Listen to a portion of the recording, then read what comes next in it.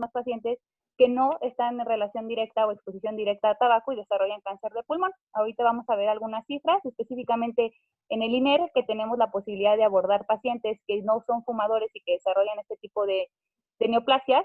Bueno, pues tenemos un mayor porcentaje de pacientes no fumadores y la relación de tabaco con nosotros es cerca del 60%.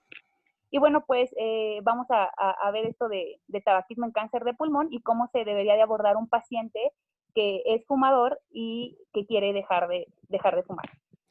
Carito, ahorita nada más antes de empezar, te puedo interrumpir. Hay como Claro. que la pantalla, lograste hacer que se hiciera como de toda la pantalla y luego se hizo como muy chiquita la imagen. Yo creo que a algunos a lo mejor les va a costar trabajo. Tiramos el No sé celular. si ahí le puedes picar, ahí estás. Listo. Ok. Bueno, pues vamos a tratar de hacer esta clase con un enfoque deductivo que dentro de los enfoques para aprendizaje es mucho más fácil. Y vamos a revisar algunas cifras en relación de tabaco en el mundo, cómo estamos de tabaco en México, el tabaco para ustedes, la importancia que debe de tener en el contexto de problemas respiratorios y el rol tan importante que tienen ustedes como expertos en salud respiratoria para apoyar a un paciente que quiere entrar en un programa de deshabitación de tabaco. Y bueno, lo más importante es identificar que el tabaquismo es un problema de salud pública, no nada más en nuestro país, sigue siendo un problema de salud pública a nivel mundial. Y es importante que recuerden que es el principal factor de riesgo de muerte prevenible en el mundo y que está asociado a las principales causas de muerte, sea o no por problemas respiratorios. Un paciente que tiene tabaquismo per se o esta enfermedad o esta adicción es un paciente comórbido en muchos otros órganos. Y bueno, ¿por qué hablar de tabaquismo con ustedes en este seminario? Bueno, pues porque se están formando como neumólogos. Nadie más que ustedes va a saber más de tabaco en el contexto de las subespecialidades de la medicina interna. Entonces, es importante que recuerden que el pulmón es el órgano más vulnerable a lesiones externas. El tabaco es uno de los agentes más dañinos y pues el rol de ustedes es sumamente importante porque a pesar de todas las intervenciones que hemos realizado como expertos en salud respiratoria, pareciera que los riesgos a la salud para la gente en general siguen siendo poco esclarecidos, tomando en cuenta que pues al día de hoy tenemos gran cantidad de pacientes fumadores y cada vez más pacientes jóvenes que son el grupo principal vulnerable en la actualidad, se inmiscuyen en este problema como es una adicción a la nicotina. Y bueno, en el contexto mundial, el tabaco sigue siendo una epidemia. Hay que recordar que el tabaco mata a la mitad de las personas que lo consumen. Cerca de 8 millones fallecen a causa de tabaco y cerca de 7 millones lo hacen por un consumo directo, es decir, una exposición de primera mano. ¿Por qué? Probablemente por desconocimiento de todos los efectos que puede llegar a generar el tabaco a nivel multiorgánico y cerca de o más de 1 millón de personas mueren a causa de tabaquismo por una exposición pasiva, que podríamos incluso mencionarlo como algo injusto, estas personas que no se exponen de una manera directa y que pueden tener a lo mejor un poco más de conocimiento en relación a los efectos que puede generar el tabaco y que no deciden utilizar el tabaco, pero que generalmente o que desarrollan patologías secundarias, exposición de segunda y tercera mano. Es importante también hablar de tabaco, pues porque tiene altos o cobra altos costos tanto económicos como humanos. Sus altas tasas de mortalidad son importantes y más del 80% de los 1.300 millones actuales de tabaquismo, bueno, de gente que tiene tabaquismo, pues está en países de ingresos medianos o bajos, como es nuestro país. A nivel nacional, bueno, pues 18.5% de la población es fumadora actual, que como ustedes recordarán, un paciente que es fumador actual es aquel que en los últimos 12 meses sigue consumiendo tabaco y que no ha logrado por la OMS una definición de exfumador. 14 millones de mexicanos al día de hoy fuman, 60,000 muertes al año están relacionadas al consumo directo de tabaco y las cifras más actualizadas de la encuesta nacional de consumo de drogas, alcohol y tabaco menciona que el grupo más vulnerable es el grupo de los adolescentes, tomando en cuenta que la gente al día de hoy está empezando a fumar a partir de los 12 años y las cifras en relación de consumo hombre-mujer al día de hoy se encuentran equiparables. La implicación de tabaco para ustedes en problemas respiratorios y que, bueno, cáncer podría decirse que es lo más temido cuando uno platica con un paciente en consulta, lo que más le preocupa es desarrollar cáncer de pulmón, pero bueno, todas las patologías que ustedes ven como médicos expertos en salud respiratoria están relacionadas con tabaco y las exacerbaciones de las mismas pues están relacionadas de primera línea con exposición a agentes externos como es el tabaco el más importante. Y bueno, pues aquí vienen unas cifras, como pueden ver hay miles y millones y muchos ceros en todas estas cifras relacionadas con patología respiratoria. ¿Y por qué es importante? Bueno, pues porque un paciente, como vamos a ver más adelante, que desarrolla cáncer de pulmón por estar expuesto a tabaco, antes de desarrollar una cascada de carcinogénesis, ya desarrolló una cascada inflamatoria. Y muchas veces es comórbido, no solamente desarrolla el cáncer solito, sino tiene EPOC, padece asma y se está exacerbando, tiene secuelas de tuberculosis, o son pacientes que incluso pueden tener patologías combinadas, como pueden ser las enfermedades intersticiales asociadas a tabaco, que como ustedes saben, y los que ya han rotado por oncología, han podido ver que es uno de los factores de riesgo más importante incluso que EPOC para desarrollar cáncer de pulmón. Entonces, todas las enfermedades que están enlistadas aquí son de interés para nosotros en el contexto de expertos en salud respiratoria, y si el paciente desarrolla lamentablemente con el paso de los años un cáncer de pulmón, bueno, pues su intervención se vuelve mucho más importante. Entonces creo que hasta ahorita lo que hemos revisado no les queda duda de por qué tocar clases de tabaquismo en cualquier seminario, pero como les comentaba el doctor Alatorre, lamentablemente no se toca en la mayoría de los seminarios que tienen ustedes, y es por eso que lo incluimos en el seminario de oncología. ¿Qué debo saber para abordar a un paciente con tabaquismo? Bueno, es importante que ustedes recuerden que es un problema frecuente, es una enfermedad y realmente es una adicción, no es un hábito como tal, es una adicción. Conforme el paciente va fumando, dependerá de la intensidad o de la cronología que tiene de consumo de tabaco para llegar a generar cambios neuropsiquiátricos y que alteren la conducta del individuo. Todos nosotros hemos tenido la oportunidad de tratar en consulta pacientes con EPOC avanzado y son pacientes difíciles, son pacientes que tienen un carácter difícil, entonces todos estos cambios neuropsiquiátricos relacionados al consumo y adicción de nicotina se tienen que abordar en un contexto multidisciplinario, como vamos a ver más adelante, y es importante que sepan que aunque el paciente haya desarrollado cáncer de pulmón, nunca es tarde para dejar de fumar, y entonces en todas sus intervenciones como neumólogos, el consejo breve para dejar de fumar deberá de hacerse. Entonces, les repito, lo que más teme el paciente cuando fuma es desarrollar cáncer de pulmón, pero aún así hay algunos pacientes que a pesar de que ya están en abordaje o que desarrollan un cáncer de pulmón y tienen ya un diagnóstico, no pueden dejar de fumar. El doctor Alatorre les puede compartir que él tiene pacientes que están en tratamiento y que lamentablemente la adicción es tan alta o la dependencia es tan grave que a pesar de que están recibiendo un tratamiento oncológico, algunos de ellos pues todavía están consumiendo tabaco a la par de un tratamiento oncológico. Bueno, ¿por qué en el seminario de oncología? Ya les había adelantado un poquito de por qué tocarlo aquí, pero es importante que sepan cuánto aumenta o cuánto es el riesgo que aumenta o las veces que aumenta de padecer cáncer de pulmón el resto de enfermedades relacionadas a tabaco. Como les había comentado o les estaba comentando el doctor Alatorre, el riesgo de desarrollar cáncer de pulmón en una persona fumadora va de los 10 hasta las 20 veces más de riesgo de desarrollar un cáncer pulmonar o una enfermedad neoplástica torácica. POC, específicamente el fenotipo enfisema, por la cascada fisiopatogénica que tiene el enfisema, aumenta el riesgo de cáncer de pulmón de 2 a 4 veces. La tuberculosis o las secuelas de tuberculosis, el fibrotórax por la cascada inflamatoria crónica, aumenta el riesgo 2 veces. Las enfermedades pulmonares intersticiales difusas, que a final de cuentas son enfermedades cicatrizales, aumentan el riesgo de cáncer de pulmón hasta 8 veces. Incluso, como pueden ver ustedes, es más importante que EPOC, que es lo que más estamos o más relacionamos, pero las enfermedades intersticiales tienen un riesgo más alto, y si dentro de estas estamos hablando de fibrosis pulmonar idiopática, el riesgo sube hasta 10 veces más. Específicamente también es importante saber que una persona que es adicta a la nicotina o que tiene una dependencia al tabaco tiene mucho riesgo de desarrollar otras adicciones, y algunas drogas que son inhaladas tienen el potencial de desencadenar cascadas inflamatorias crónicas, específicamente crack, y estas se han demostrado que pueden llegar a aumentar el riesgo de cáncer de pulmón hasta 2 veces más. Entonces, como pueden ver, y cuando rotan conmigo, tratamos de hacer este enfoque cronológico de una cascada inflamatoria que finalmente detona en una carcinogénesis, pero que el paciente no pasó de un día a otro a desarrollar cáncer. Es importante, entonces, que ustedes, antes de que nos presentan una interconsulta de un paciente que está en abordaje de cáncer, realicen en el transcurso o en este enfoque cronológico haber pasado y desarrollado alguna de las otras enfermedades que puede sumarse al tabaco para aumentar el riesgo de desarrollar cáncer de pulmón. Y bueno, el impacto del tabaco en cáncer de pulmón, pues son varios.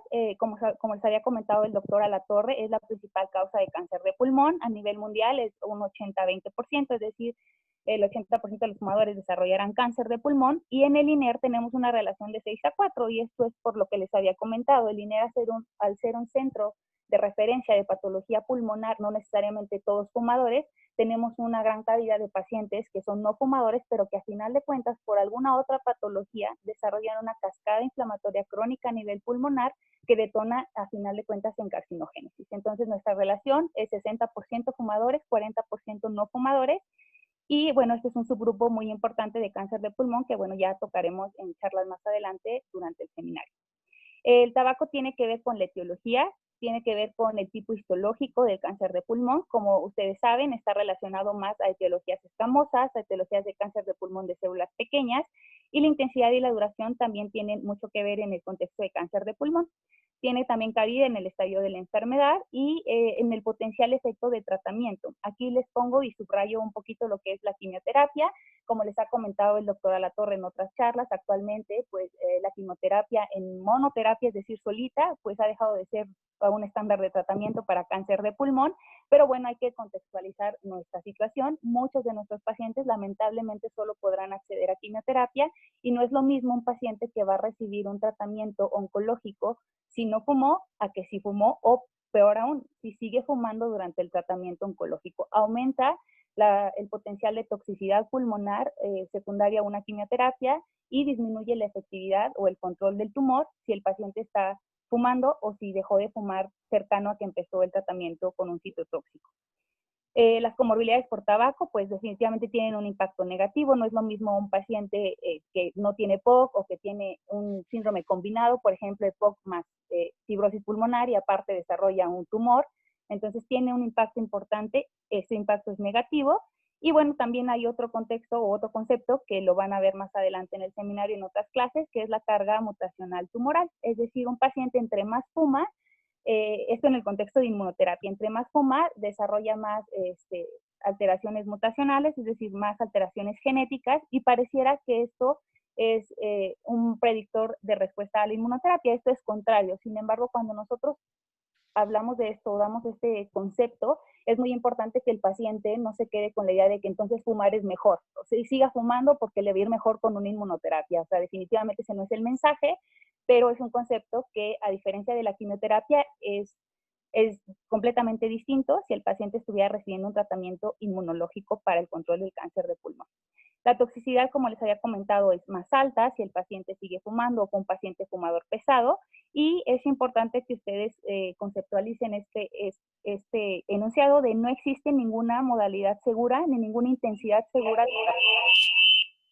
Hemos tratado de dar actividad a esto, de corte del índice tabáquico, índices tabáquicos por arriba de 20, alto para cáncer, pero no quiere decir que el índice tabáquico de 10 sea seguro o que el índice tabáquico de 5 jamás va a desarrollar un cáncer de pulmón. Y esto es porque hay genes y predisposición genética para resistencia incluso de pacientes que fuman o al tabaco y no desarrollarán cáncer. Todos hemos tenido también contacto con pacientes que fumaron toda su vida, índices tabáquicos de 100 y no desarrollaron o no han desarrollado al día de hoy un cáncer de pulmón. Y esto es pues meramente predisposición genética.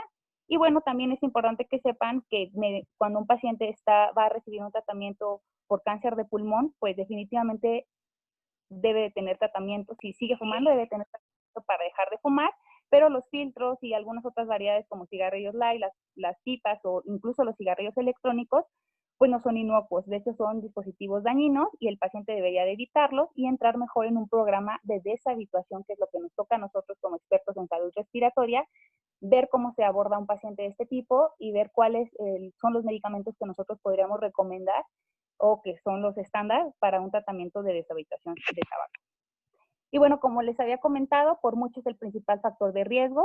Está relacionado con un periodo de latencia. Sabemos que necesita pasar el paciente por varios años de estar fumando para poder desarrollar una cascada de carcinogénesis per se secundaria al puro tabaco. No es un daño directamente proporcional puro. Como les había comentado, hay muchos pacientes que fumaron mucho y han fumado mucho tiempo y afortunadamente no han desarrollado un cáncer de pulmón. Y esto es porque les he comentado que hay algunos polimorfismos genéticos que se conocen como protectores de cáncer y de resistencia a humo de tabaco o de tabaco de primera línea para desarrollar una cascada de carcinogénesis local. Está asociado a etiología escamosa en el contexto de cáncer de pulmón de células no pequeñas y a cáncer de pulmón de células pequeñas. Es el principal factor de riesgo. Está asociado también a lesiones centrales, es decir, mientras más factor irritativo tenga la vía bronquial, es decir, cuando nosotros, inhala el humo del tabaco o utilizan el tabaco de primera línea, obviamente la parte que más irrita es la parte central y es ahí donde se empiezan a desarrollar este tipo de tumores.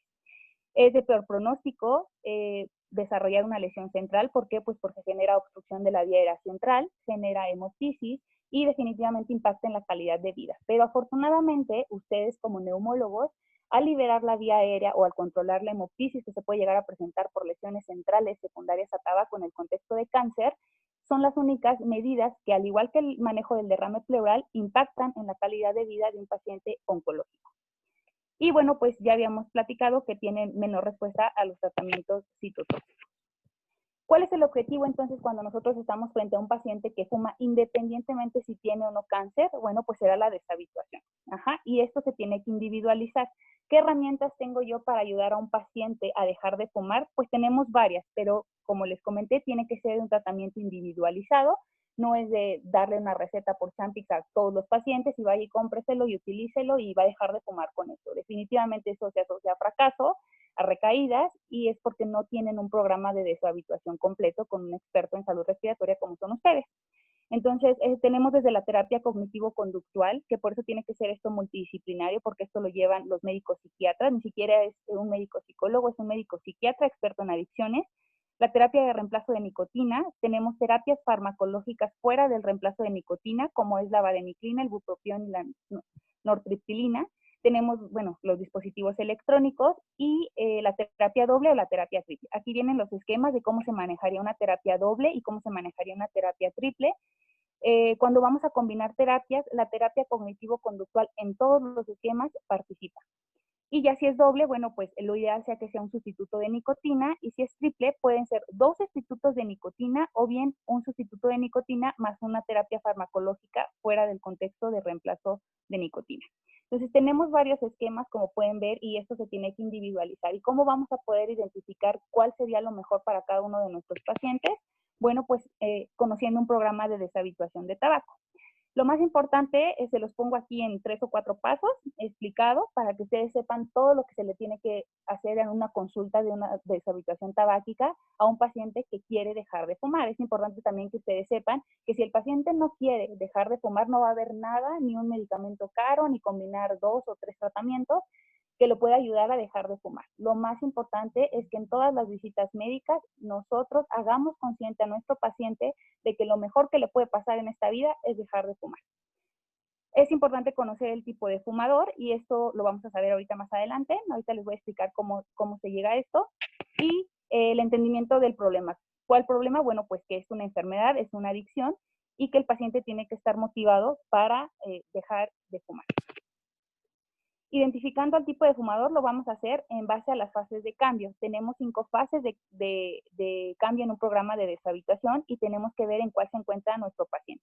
Tenemos la fase de precontemplación, contemplación, preparación, acción y mantenimiento. Y como pueden ver ustedes, todas tienen el riesgo de recaída. Es decir, un paciente que les dice, no, ya llevo 3 meses, ya llevo 6 meses, ya llevo 9 meses, llevo 11 meses. Todos tienen el mismo riesgo de recaer hasta que no hayan pasado mínimo el año, que por eso es el corte que tiene la OMS para poder definir a un paciente como exfumador. ¿Cuándo es un paciente que se encuentra en precontemplación? Bueno, pues es un paciente que los visita por algún otro problema médico y que no está dispuesto a realizar un intento de abandono, a pesar de que ustedes le han explicado que esto es una adicción o que ha recibido consejo breve en el primer y segundo nivel. Es un paciente que no quiere dejar de fumar. El paciente que está en fase de contemplación es el paciente que está pensando en dejar de fumar en los próximos meses, pero que prefiere retrasarlo. Le da más importancia a su problema de salud actual o algunas otras situaciones, pero que definitivamente dejar de fumar no se encuentra en sus planes del próximo mes. El paciente que se encuentra en fase de preparación es aquel paciente que ya conoce los daños a la salud del tabaco, que quiere dejar de hacerlo y que se compromete a dejar de fumar en el próximo mes. Un paciente que se encuentra en la fase de acción es aquel paciente que ya sobrepasó el mes, pero que aún no cumple al menos 6 meses de abstinencia Y el paciente que se encuentra en fase de mantenimiento es aquel que ya rebasó los 6 meses, pero que aún no cumple el año y que para nosotros, por definición, sigue siendo un paciente fumador, aunque él diga que ya lleva 11 meses y fracción, todavía sigue siendo un paciente fumador activo. ¿Cómo vamos a evaluar si el paciente se encuentra motivado? ¿Y por qué nos interesa saber si el paciente está motivado o no? Bueno, pues porque es el principal factor predictor de falla a una terapia de deshabituación de tabaco. Entonces, hay varios test que se utilizan en las consultas de tabaquismo y los que nos dedicamos a ayudar a los pacientes a dejar de fumar porque están relacionados a cáncer. Bueno, pues utilizamos todos estos test y el primero es el test de la motivación, que es el test de ritmo. Es un test que va de una puntuación de 9, bueno, de hasta 10 y tiene 4 ítems y aquí viene más o menos lo que se tiene que preguntar. Le pregunta al paciente si le gustaría dejar de fumar, si lo pudiera hacer fácilmente, cuánto interés tiene en dejar de fumar, si lo podría intentar en las próximas 2 semanas y si él se ve en la posibilidad de lograr abstinencia en los próximos 6 meses. Como ustedes pueden ver, cada una de las respuestas tiene puntos, al final sumamos los puntos y para decir que nuestro paciente tiene una motivación alta, debe de tener al menos un puntaje de 9. Si nosotros no tenemos el cuestionario a la mano o no lo sabemos, podemos utilizar escala visual análoga para motivación, viendo del 0, que es la mínima motivación, hasta el 10, que es la máxima motivación, y se calificaría de la misma manera. Aunque esto es más subjetivo, definitivamente el paciente que está por arriba de 8 se podría encontrar con una motivación alta y eso nos predice que nos puede ir muy bien en una terapia de deshabituación, sea cual sea el medicamento que utilicemos para este paciente. El siguiente paso es evaluar el estado respiratorio del paciente e identificar el paciente de riesgo para cáncer de pulmón. Entonces, como pueden ver ustedes, cualquier médico quisiera entonces dedicarse a ayudar a los pacientes a dejar de fumar, pero si no son neumólogos, muy probablemente fracasen. Es importante que ustedes que conocen el sistema respiratorio y que son expertos en esta área, evalúen el estado respiratorio del paciente. No es lo mismo un paciente que ya tiene POC, no es lo mismo un paciente que en los estudios tiene un nódulo pulmonar y es un paciente de alto riesgo, no serían las mismas recomendaciones si es un paciente que ya tiene una masa, si es un paciente que tiene fibrosis pulmonar idiopática, etcétera, etcétera, etcétera. ¿Por qué? Porque sumado a los tratamientos para dejar de fumar irá la terapia inhalada, la rehabilitación, la oxigenoterapia domiciliaria y todas esas recomendaciones que ustedes como expertos en la salud respiratoria podrán hacerle a su paciente. También evaluar las comorbilidades permite identificar el perfil de seguridad de los fármacos. Cuando un psicólogo o un psiquiatra quiere utilizar medicamentos para hacer que sus pacientes dejen de fumar y fracasan, ¿por qué pasa esto? Bueno, uno, porque ellos no evalúan el estado respiratorio y muchas veces el paciente empieza con ansiedad, empieza con datos de abstinencia, siente más disnea, siente que se está infartando, le da de todo, suspende el tratamiento y fracasa. ¿Por qué nosotros no podemos hacerlo solo tampoco? Bueno, pues porque nosotros no somos expertos en manejar las crisis de ansiedad, en manejar las crisis depresivas que llegan a tener estos pacientes cuando empiezan a dejar el tabaco las primeras 2 semanas, y es por eso que definitivamente tenemos que ir de la mano en un equipo multidisciplinario, ayudados de un psiquiatra experto en adicciones, para lograr el éxito en una terapia de dejar de fumar. Entonces, el perfil cognitivo que hacen los psiquiatras mediante sus encuestas y cuestionarios y consultas, pues identifican qué paciente puede cursar con estos síntomas y que lo puede hacer dejar la terapia, es decir, un paciente que se va sintiendo mal y que empieza a tener crisis de ansiedad, si no se maneja la ansiedad o la depresión con otros fármacos, el paciente va a dejar el Champix, el paciente va a dejar el medicamento o lo que ustedes estén haciendo por él, pues porque se siente mal. Entonces es un paciente que obviamente tiene sensaciones negativas y definitivamente vuelve a la acción placentera que tiene el tabaco y que tiene la nicotina, y es por eso que el 80% de los pacientes que quieren dejar de fumar, pero que no tienen un programa de deshabituación, pues fracasan en el intento. ¿Cómo vamos a evaluar qué tan dependiente es nuestro paciente? Bueno, creo que aquí se movió la diapositiva, pero bueno, va esto. El tercer paso será evaluar el estado de fumador, es decir, desde qué edad fuma el paciente, cuántos cigarrillos fuma, todo lo que ustedes ya interrogan en el contexto de un paciente que les llega a consulta por cualquier motivo. En el aspecto de tabaco, lo que ustedes preguntan es importante. ¿Qué cantidad de cigarrillos consume? ¿Cuándo empezó a fumar? Y otra cosa que es importante es evaluar si el paciente tiene algunas actividades que predispongan a que siga fumando. Por ejemplo, aquellos pacientes que tienen actividades laborales donde hay reuniones, donde hay alcohol, donde hay tabaco, no sé, abogados, contadores, digo, por decir algunas, no lo sé.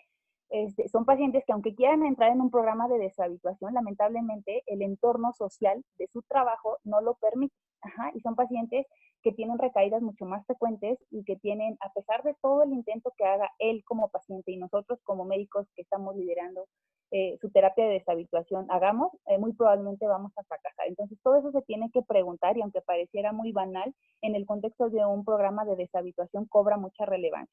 También utilizamos, bueno, los cuestionarios que ahorita vamos a ver de dependencia, estados de ánimo y todo eso nos apoyamos con el adictólogo. Y entonces recuerden que este contexto de equipo o de trabajo multidisciplina para ayudar a un paciente a dejar de fumar, solamente así lo vamos a lograr. Si lo queremos hacer solos, muy probablemente pues fracasemos. Y bueno, este es el test de dependencia, que ya ustedes lo conocen, lo han escuchado, incluso a lo mejor lo han aplicado, que es el test de Fragrestone. Y está el extenso y el modificado. El que utilizamos habitualmente es el modificado, que tiene 6 ítems y tiene igual una puntuación de 0 a 10. Entonces, datos importantes de este cuestionario, bueno, pues a mayor puntuación, mayor dependencia. No solamente mide dependencia, sino mide dependencia física también y tiene un valor terapéutico y pronóstico. Definitivamente, entre más alta sea la dependencia, mayor riesgo de desarrollar enfermedades pulmonares crónicas como EPOC y definitivamente aumentará el riesgo de desarrollar cáncer de pulmón. ¿Cuáles son los puntos de corte? Bueno, pues es una dependencia leve cuando es menor a 4, el puntaje total, una dependencia moderada cuando es de 4 a 6 y una dependencia alta cuando es de 7 o más.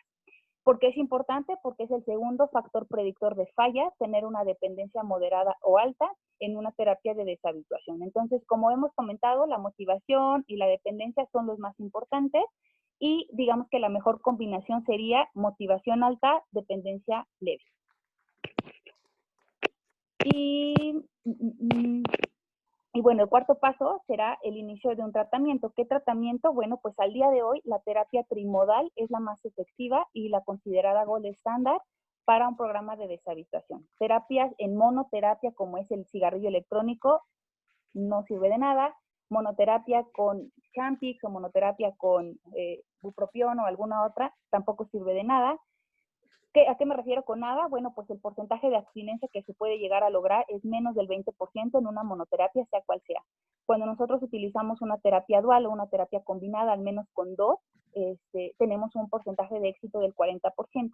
Cuando utilizamos 3 terapias, sea cual sea, pero que sean 3 al menos, tenemos un porcentaje de éxito en nuestros pacientes cerca del 90%. Entonces es un porcentaje, bueno, es una situación adictiva cuando nosotros utilizamos más de una terapia. Entonces es por eso que cuando un paciente quiere dejar de fumar por él solo y va y se compra a la farmacia algo, lo que quieran, pues obviamente fracasa. El fracaso es seguro porque no está en un contexto de deshabituación. Y bueno, ¿a qué nos referimos con síndrome de abstinencia? Que bueno, muy probablemente algunos de sus pacientes lo han presentado y lamentablemente no estamos capacitados cuando somos residentes para tratar de manejar un síndrome de abstinencia en un paciente hospitalizado. Bueno, pues es el conjunto de signos y síntomas de un fumador derivado de la reducción o del abandono del consumo de tabaco. Entonces, esto lo pueden presentar pacientes ambulatorios o pacientes hospitalizados. Ahorita, si ustedes no ejercen práctica privada, bueno, pues su mayor cantidad de pacientes que pueden llegar a presentar esto son los hospitalizados. El craving es el deseo incontrolable de volver a consumir un cigarrillo tras las 8 o 12 horas de no hacerlo. Y la disforia son esas emociones desagradables o de molestia o de frustración, como tristeza, que sienten los pacientes cuando están en sus primeras horas de deshabituación. ¿Por qué esto es importante? Bueno, porque todos ustedes han visto pacientes hospitalizados que cuando llegaron al hospital eran fumadores y a nadie para nadie es muy relevante identificar si tiene síndrome de abstinencia. A veces creemos que está ansioso, a veces creemos que está delirioso, a veces creemos que es poco cooperador, pero realmente poco hacemos por aplicar cuestionarios en nuestros pacientes fumadores activos de si está cursando con un síndrome de abstinencia. Y esto lo comento porque también ustedes, como residentes de tercer y cuarto año, han tenido pacientes que han pedido su alta voluntaria a pesar de que ya tienen una fecha de biopsia programada o a pesar de que ya tienen un diagnóstico, pero todavía no hemos pasado de oncología a dar el plan. ¿Por qué se va de alta este paciente? Pues porque está en abstinencia y porque quiere salir a fumar, porque cuando llegó muy probablemente su cigarrillo lo había consumido un día antes y a nadie nos ha importado dar un tratamiento de síndrome de abstinencia mientras está hospitalizado. Entonces, esto es sumamente importante de evaluarlo y si esto pasa, bueno, ustedes no son los indicados, simplemente se manda una interconsulta clínica de tabaquismo y que vengan a valorar al paciente. ¿Cuáles serían las recomendaciones que nos da la Guía Mexicana de Tabaquismo? Que no está actualizada, creo que lleva como más de 10 años que no se actualiza, pero bueno, las recomendaciones que nos dan son en base a la intensidad de tabaco, y esto lo definimos en base al test de dependencia y a las características de consumo que tiene ese paciente. Entonces, si es un fumador social, incluso puede pasar solamente con los consejos breves y probablemente en él, que no está tan dependiente o que no tiene una adicción tan alta, sean suficientes para lograr que el paciente deje de fumar por pura motivación y por pura decisión. El fumador con una adicción moderada o que ya tiene una dependencia moderada o alta y de ahí en adelante, definitivamente es un paciente que deberá tener tratamiento farmacológico sumado a la terapia cognitivo-conductual. Como les había comentado, terapias duales, una eficacia del 40%, máximo 42%, terapias trimodales con una posibilidad de éxito por arriba del 85%. Dispositivos electrónicos y por qué tocarlos ahorita dentro de la charla. Bueno, pues porque a ustedes les toca esta era de una nueva manera de consumir el tabaco. Lo han promocionado, y esto no es nuevo, durante más de 10 años se han promocionado como dispositivos seguros, y el hecho de que sean menos dañinos no quiere decir que sea seguro. Claro que es menos dañino que el cigarro convencional, y bueno, esto es porque no pasa por un proceso de combustión, pero hay varios estudios que han demostrado que alteran la inmunidad local a nivel bronquial, que aumenta el espesor de las secreciones y por ende aumenta la posibilidad de infecciones, y no nada más infecciones bacterianas, sino infecciones fúngicas o de otra índole. Tienen la posibilidad de aumentar la resistencia de la vía aérea. Se han hecho estudios con pruebas de función pulmonar desde los 5 minutos que un paciente está utilizando un vapeador, y la resistencia de la vía aérea se encuentra aumentada y el paciente empieza a describir síntomas asmatiformes. Y definitivamente, pues que no sirve para dejar de fumar, que esa es la principal razón por la que no hay que usarlos, porque para eso están, o en teoría están diseñados, o los ha diseñado la industria tabacalera, pero bueno, definitivamente en el contexto de deshabituación no entran o no tienen ningún potencial de lograr abstinencia en monoterapia. Ha habido varios estudios, y esto lo comento porque esto ya les toca a ustedes, en el contexto de deshabituación de tabaco, querer utilizar un cigarro electrónico, pues no tiene utilidad, no es eficaz, no es seguro, y no ha demostrado, comparado con otras terapias, ser efectivo. Por ahí hay algunos estudios, incluso metaanálisis, incluso ensayos clínicos, que han encontrado algún beneficio del cigarro electrónico comparado con terapias. Sin embargo, bueno, son estudios que metodológicamente son débiles, que tienen bastantes sesgos, y que la mayoría de ellos, al ser una terapia costosa, pues se encuentran patrocinados por la misma industria tabacalera. Entonces, los resultados se encuentran por ende modificados y no tienen ningún potencial en los estudios más recientes, e incluso en revisiones sistemáticas, que ahorita creo que tengo una imagen, pues no tienen ningún potencial en eficacia ni en seguridad en una terapia de deshabituación. Entonces, deberíamos evitar hacer aseveraciones como esta que viene aquí abajo, que de fumar cigarro convencional a inhalar un vapor, esto es mejor. Pues no, no es mejor, o es mejor para quién, o es mejor según quién. Entonces, pues definitivamente un neumólogo no debe recomendar un cigarro electrónico a un paciente motivado para dejar de fumar. ¿Por qué? Porque tenemos otras herramientas que han demostrado un potencial más del 90% o cerca del 90% para dejar de fumar, sin tener mayores efectos a nivel respiratorio. Claro que los medicamentos tampoco son inocuos, claro que el paciente que se encuentra con un tratamiento farmacológico para dejar de fumar va a tener algunos síntomas, pero eso lo maneja el médico psiquiatra, ¿ok? Y bueno, pues esta es una de las revisiones sistemáticas y metaanálisis más recientes en relación a la utilidad del cigarro electrónico en el contexto de deshabituación de tabaco, y como pueden ver, pues está hacia el lado de que no tiene ninguna utilidad. Son más de 38 estudios, 20 de ellos tenían grupos controles, y la probabilidad de dejar de fumar fue incluso 28% más baja en el paciente que utilizó un cigarro electrónico que el que no utilizó el cigarrillo electrónico. Y esto, hasta cierto punto, pues pudiera ser, tener hasta incluso deducción. ¿Por qué? Pues porque sigue facilitando el hábito de utilizar algo que se pone en la mano, que se lleva a la boca, y sigue favoreciendo el hábito de fumar. Entonces, como vimos que el fumar un cigarro pues no es un hábito, sino es una adicción, esta acción de utilizar algo y de llevárselo a la boca, el cigarro electrónico, perdón, lo sigue favoreciendo. Es por eso que el paciente nunca se deshabitúa a hacer o a tener estas acciones, en el contexto de dejar de fumar. Otra razón es, bueno, pues si yo soy el paciente y yo al día de hoy ya soy adicto y yo tengo la posibilidad de poner nicotina en mi líquido electrónico y yo tengo la posibilidad de cada vez poner más nicotina, pues ¿en qué momento voy a entrar en un proceso de deshabituación? Nunca. Entonces, es por eso que el cigarro electrónico no ha tenido un potencial efectivo de poder ser utilizado como una terapia para ayudar a un paciente a dejar de fumar. Claro, el patrocinio de la industria tabacalera u otros fines que han tenido pues las personas que se dedican a promocionar el cigarro electrónico, pues definitivamente desconocen un programa de deshabituación y es por eso que se recomienda a los pacientes. ¿En qué contexto podría utilizarse el cigarro electrónico? Y aquí me adelanto un poquito. Bueno, pues yo les he comentado que incluso utilizando la triple terapia, hay 15% o 10% de pacientes que no van a poder dejar de fumar. ¿En ellos tendrá alguna utilidad el cigarro electrónico? Muy probablemente sí.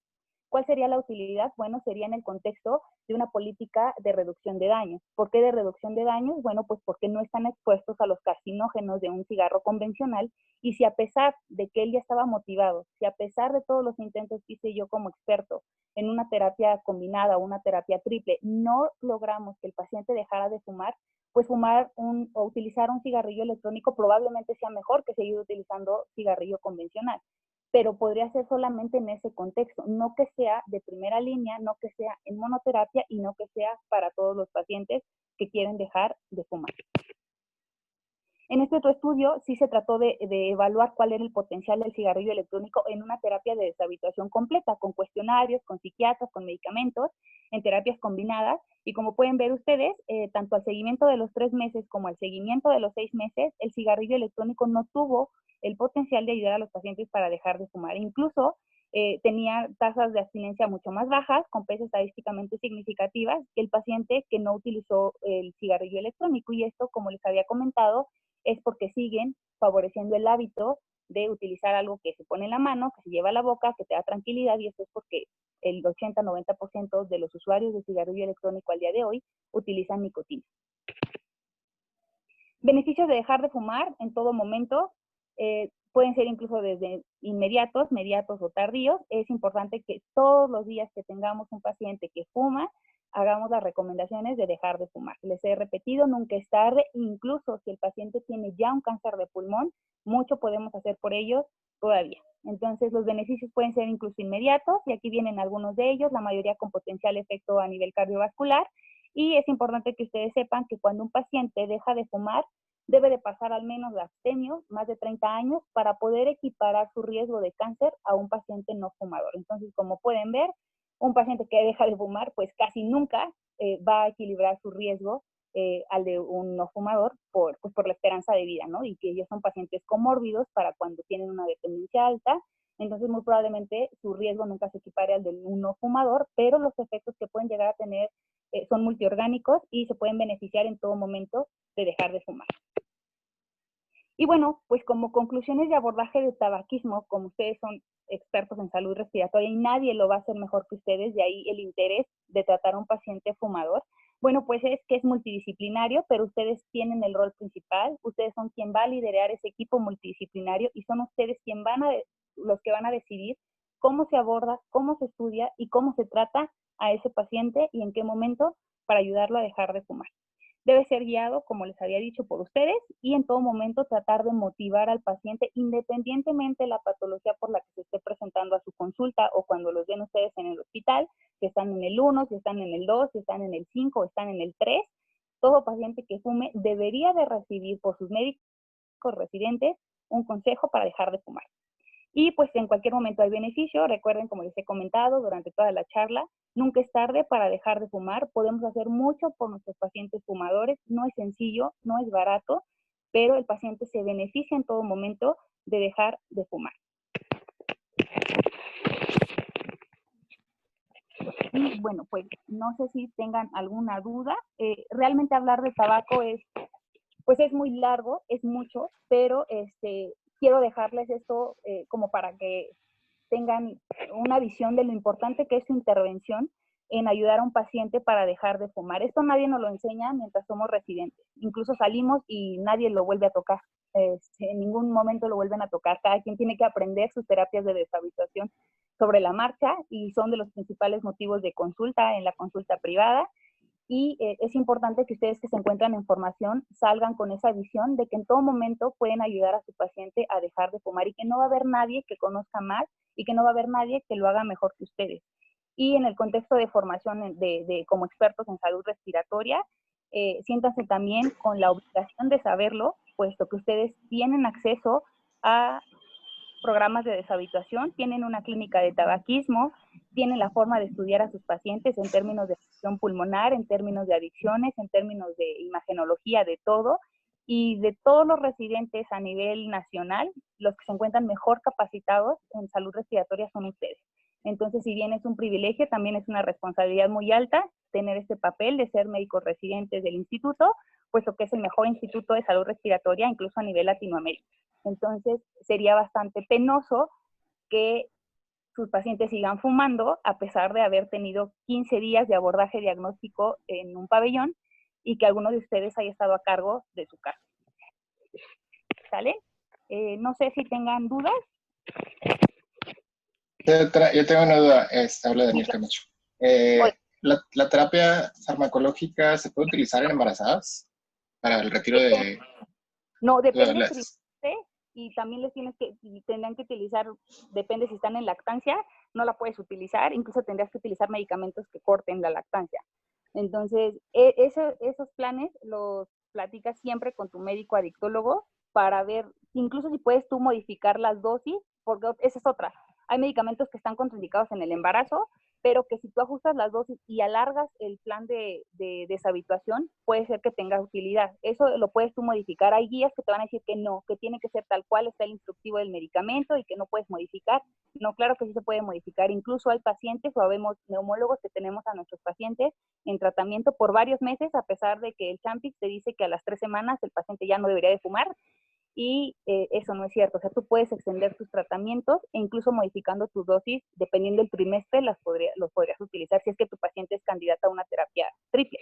Y si no, bueno, pues sumarle la cognitivo-conductual y pues tu consejo, pues no, a lo mejor ahí no va a ser tan breve, va a ser un consejo más importante, pero hay pacientes que sí puedes utilizarlo ajustando la dosis.